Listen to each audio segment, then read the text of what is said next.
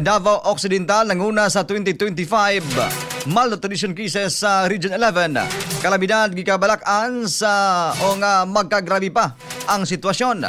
Alang sa kumpleto detalye, katropang Marvin Ibano. XFM Report. Nanguna ang probinsya sa Davao Occidental sa dunay pinakataas nga kaso sa malnutrisyon sa tibuok Davao Region base sa migula nga 2025 nutrition situation data sa National Nutrition Council 11. Sumala ni NNC 11 Nutrition Officer 3 Alona Teo, ang Davao Occidental mao'y dunay pinakataas nga kaso sa stunting, wasting, underweight ug overweight and obese cases. Sa stunting aduna kini 12.9% prevalence ug gidaghanong 3,228 cases. Samtang sa underweight aduna kini 6.5% o anaa sa 1,621.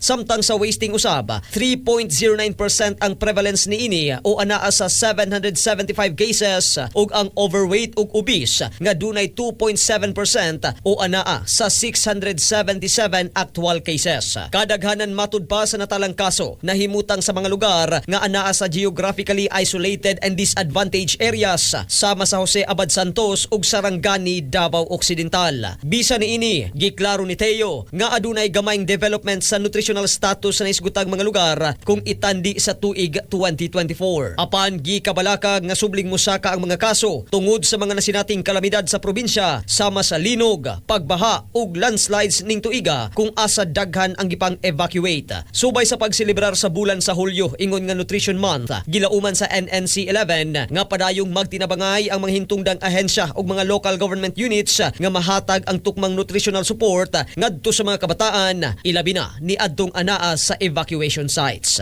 Ang fear natin ngayon is that given yung mga onslaught of calamities na nakikita natin ngayon, baka yung ating na-gain na achievement baka mag-slide down uli. So displacement for ng families also add up doon sa factors wherein nagkukulang yung kinakain ng ating mga pamilya. Pag nagkaroon pa tayo ng mga ganitong types of calamities, lalong mag-suffer yung kanilang condition. And this now contributes to malnutrition. Ang tingog ni NNC 11 Nutrition Officer 3 Alona Teo. Mga katropa, aron kanuni kitang healthy, mag-Xanthone Vitamin C. Katropa mo sa balita sa Davao City, Marvin Ibano, XFM News. Turbo, papakyas to health. Mapalit sa mga botika sa inyong lugar.